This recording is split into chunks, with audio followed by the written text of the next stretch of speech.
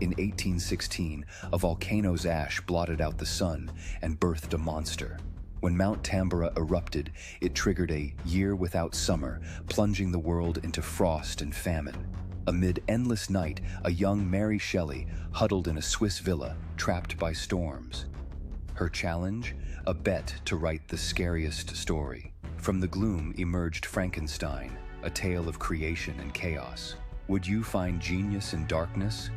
Critics called it heresy, but Shelley's nightmare became legend, proving even apocalypse can spark light. Next time, storms rage. What will you create?